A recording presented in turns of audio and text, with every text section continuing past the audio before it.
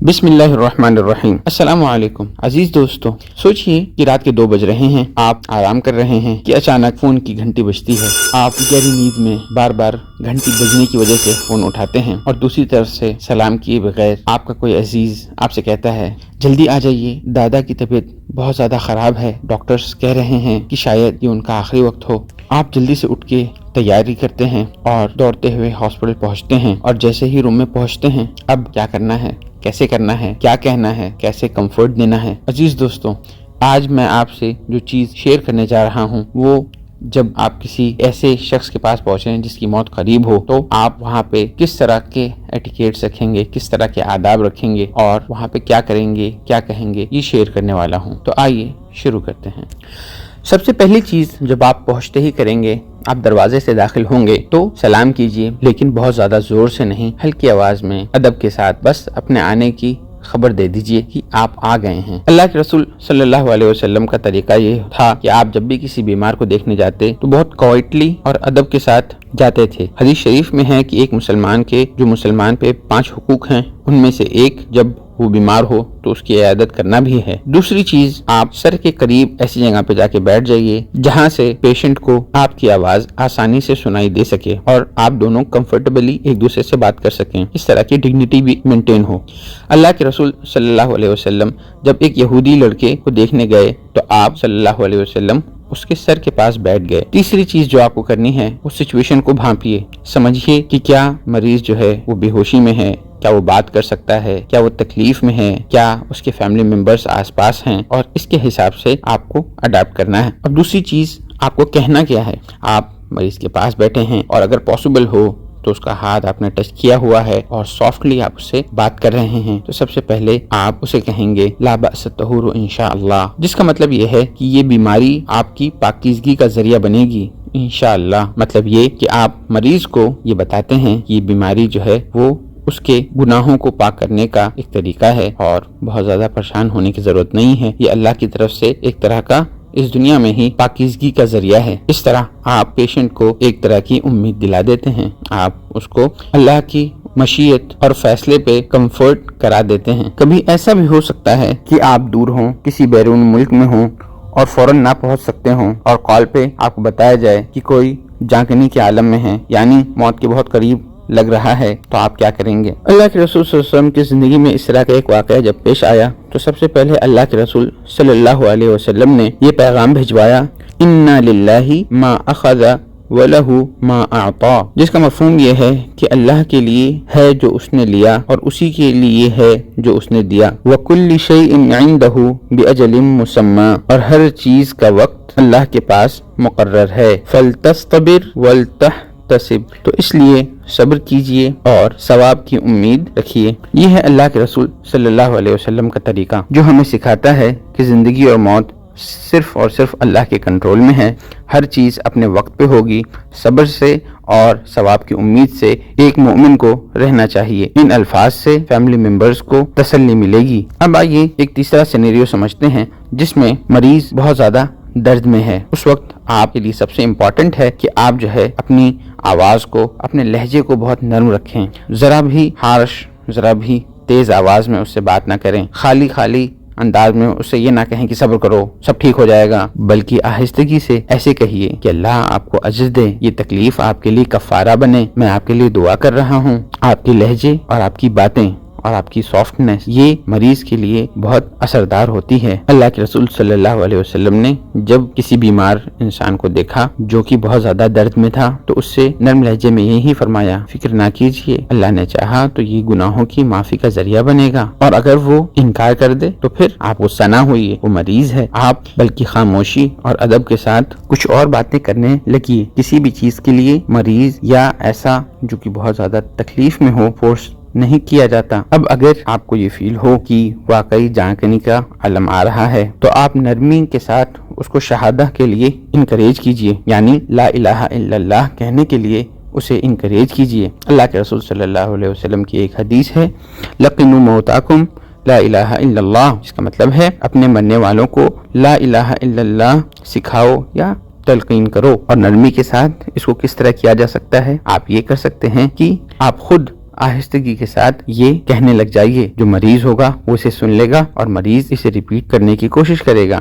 اس کا ایک دوسرا طریقہ یہ ہو سکتا ہے کہ آپ نرمی سے اسے کہیں اللہ کی رحمت بہت وسیع ہے، صرف اللہ ہی شفا دے سکتا ہے، اور آپ اس طرح کی باتوں میں کثرت سے لا الہ الا اللہ نیچرلی لے آئیں تاکہ آپ کی باتوں میں مریض لا الہ الا اللہ کہہ سکے. اس میں اللہ کے رسول صلی اللہ علیہ وسلم کا بہت ہی اچھا اگزامپل ہمارے سامنے آتا ہے. جب یہودی بچے کو دیکھنے گئے اور اس کی جاں کنی کا عالم آیا، آپ اس یہودی بچے کے سر کے قریب بیٹھے ہوئے تھے. تب آپ نے اس سے کہا اسلم، یعنی اسلام قبول کر لو. اس یہودی بچے نے اپنے والد کی طرف دیکھا اور والد نے کہا ابو القاسم کی بات مان لیجئے. تو لڑکے نے فوراً شہادہ پڑھ لیا اور اللہ کے رسول صلی اللہ علیہ وسلم مسکراتے ہوئے باہر نکلے، یہ کہتے ہوئے کہ الحمدللہ، شکر ہے اس اللہ کا جس نے اسے جہنم کی آنکھ سے بچا لیا. یہ کتنی اہم بات ہے کہ ایون آخری لمحات میں اللہ کے رسول صلی اللہ علیہ وسلم کس کے بارے میں کیئرفل رہتے ہیں، کس کے بارے میں کیئر کرتے ہیں، آخرت کے بارے میں کیئر کرتے ہیں، لیکن بہت نرمی کے ساتھ، بہت ہی حکمت کے ساتھ اور بہت ہی اچھے انداز میں. اسی طرح ایک اور حدیث ہے جس میں اللہ کے رسول صلی اللہ علیہ وسلم نے فرمایا من کانا آخر کلامہ لا الہ الا اللہ دخل الجنہ. جس کسی کی آخری بات لا الہ الا اللہ ہو وہ جنت میں جائے گا. بٹ اس میں یہ خیال رکھنا ہے کہ آپ فورس نہ کیجئے، بار بار نہ کہیے، کسی طرح سے مریض کو اریٹیٹ نہ کیجئے. جاں کنی کے عالم میں فرشتے بھی آس پاس ہوتے ہیں، جیسا کہ میں نے آپ کو ایک پچھلی ویڈیو میں بتایا تھا. تو ایسے وقت میں اپنے الفاظ کا چناؤ اور اپنی باتوں کو بہت سوچ سمجھ کے کہیے. اللہ کے رسول صلی اللہ علیہ وسلم نے فرمایا اذا حضرتم المریض او میت فقولوا خیرا، جس کا مطلب ہے جب تم بیمار یا مرنے والے کے پاس ہو تو اچھی باتیں کہو. فإن الملائکۃ یؤمنون علی ما تقولون، کیونکہ آس پاس فرشتے تمہاری بات پہ آمین کہتے ہیں. یہ بہت بڑی بات ہے. اللہ کے فرشتے موجود ہیں، آپ جو بات کہیں گے فرشتے اس پہ آمین کہیں گے. تو آپ کیا کہیں؟ آپ اس وقت یہ کہہ سکتے ہیں کہ اللہ آپ کو مغفرت عطا فرمائے، جنت میں اعلیٰ مقام عطا فرمائے، آپ کی تکلیف کو ختم کر دے، آپ کے درجات کو بلند کر دیں، آپ کی روح کو سکون عطا فرمائے، ان تکالیف کو آپ کے اجر کا ذریعہ بنائیں. اس طرح نہ کہیں کہ پتہ نہیں کیا ہوگا، شاید بچ جائے، اب تو اللہ ہی جانے، یا اسی طرح کا کوئی نیگیٹو کمنٹ نہ پاس کریں.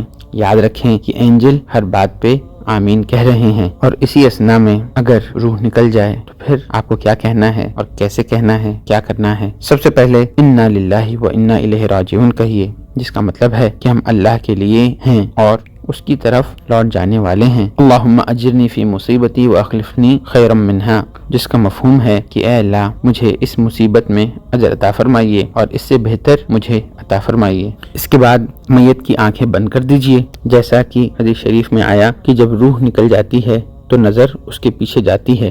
پھر اس طرح سے دعا کیجئے یا اللہ ان کو بخش دیجئے اور ان کے درجات بلند کر دیجئے اور ان کی جگہ باقی رہنے والوں میں، ان کی اولاد میں سے اچھے کام کرنے والے بنائیے. ہمیں اور انہیں سب کو بخش دیجئے اور ان کی قبر کو وسیع کر دیجئے اور اس میں نور عطا فرمائیے. یہ ایک طرح کی دعا ہے عربی میں بھی. اگر آپ انٹرسٹڈ ہوں تو مجھے کامنٹس میں ضرور بتائیے گا، میں عربی کی وہ دعا آپ سے ضرور شیئر کروں گا. اس کے بعد آپ باڈی کو کور کر دیجئے. جب اللہ کے رسول صلی اللہ علیہ وسلم نے اس دنیا سے پردہ فرمایا اور حضرت ابو بکر دیکھنے آئے تو حضرت ابو بکر نے اللہ کے رسول صلی اللہ علیہ وسلم کی جو باڈی کور تھی اس کے فیس سے کپڑا ہٹایا، پیشانی پہ بوسہ دیا، کچھ خوبصورت کلمات کہے اور پھر واپس سے کور کر دیا. اس طرح آپ سب سے پہلے آنکھ بند کریں گے، پھر دعا کریں گے، پھر باڈی کو اچھی طرح سفید صاف کپڑے سے کور کریں گے اور بہت ہی زیادہ ادب کے ساتھ اسے ٹریٹ کریں گے. اب آتا ہے سب سے مشکل پارٹ، اور وہ ہے تسلی دینا، وہ بھی ان کی فیملی کو. اس میں ہر درجے جو خیال رکھنا ہے وہ نرمی کا ہے اور صبر کرنا اس وقت بہت مشکل ہوتا ہے. آپ انا للہ و انا الیہ راجعون، اللہ انہیں مغفرت عطا فرمائے، صبر کیجئے، اللہ آپ لوگ کو اجر عطا فرمائے، اللہ تعالیٰ آپ کو حوصلہ عطا فرمائے. اس طرح کی باتیں کر سکتے ہیں کیونکہ یہ تکلیف کا موقع ہوتا ہے اور کئی بار آنکھوں سے آنسو آ جاتے ہیں.